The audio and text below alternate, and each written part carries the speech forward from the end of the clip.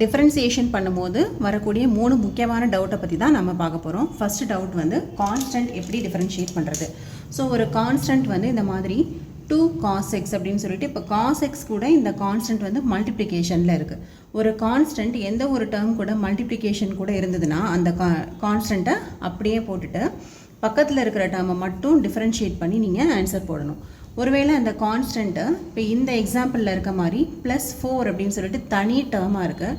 இந்த மாதிரி தனியாக ஒரு கான்ஸ்டன்ட் வந்து இருக்குது அப்படின்னு சொன்னால் அதை டிஃபரன்ஷியேட் பண்ணிவிட்டு 0 அப்படின்னு சொல்லி போடணும். இதுதான் வந்து மெயின் டிஃப்ரென்ஸ் ஆஃப் கான்ஸ்டன்ட். அடுத்து நமக்கு வந்து எதில் டவுட் வரும் அப்படின்னு சொன்னால் யூவி மெத்தட் எந்த இடத்துல செலக்ட் பண்ணுறது அப்படிங்கிறதுல டவுட் வரும்.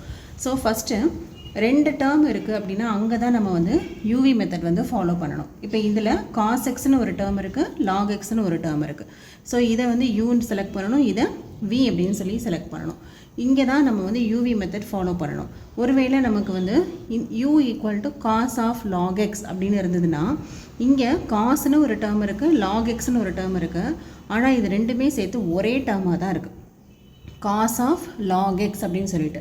ஸோ இங்கே வந்து நம்ம இந்த மாதிரி ஒரு கொஷினுக்கு நம்ம வந்து யூவி மெத்தட் வந்து செலக்ட் பண்ணக்கூடாது.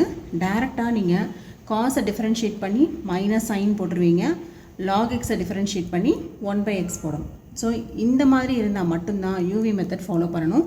இந்த மாதிரி ஒரே டேர்மாக இருக்கிறதுக்கு நம்ம யூவி மெத்தட் ஃபாலோ பண்ணக்கூடாது. அடுத்த டவுட்டு, u/v மெத்தட் வந்து எங்கே ஃபாலோ பண்ணணும் அப்படிங்கிறதுல நமக்கு டவுட் வரும். இப்போது இந்த எக்ஸாம்பிளில் பார்த்தீங்கன்னா 4/x அப்படின்னு இருக்குது. இந்த எக்ஸை வந்து x⁻−1 அப்படின்னு மேலே எடுத்துகிட்டு போயிடலாம். இப்போ இது வந்து ஒரு சாதாரண ஒரு சிங்கிள் டேர்ம் தான். 4ன்னு ஒரு கான்ஸ்டன்ட் இருக்குது, அது அப்படியே போட்டிருக்கோம். x⁻n ஃபார்முலாவை வச்சு அதை டிஃபரன்ஷியேட் பண்ணியாச்சு. இதுவே இந்த எக்ஸாம்பிளில் பார்த்தீங்கன்னா 4 cos xன்னு மேலே ஒரு டேர்ம் இருக்குது, எக்ஸ்ன்னு சொல்லிட்டு இன்னொரு டேர்ம் இருக்குது. இது மாதிரி 2 டிஃப்ரெண்ட் டேர்ம்ஸ் இருந்தால் மட்டும்தான் நம்ம வந்து u/v ஃபார்முலா யூஸ் பண்ணி டிஃபரன்ஷியேட் பண்ணணும். ஸோ இந்த மாதிரி எக்ஸாம்பிளுக்கு u/v மெத்தட் யூஸ் பண்ணக்கூடாது. இந்த மாதிரி 2 டேர்ம்ஸ் இருந்தால் மட்டும்தான் u/v மெத்தட் வந்து ஃபாலோ பண்ணணும். தேங்க்யூ.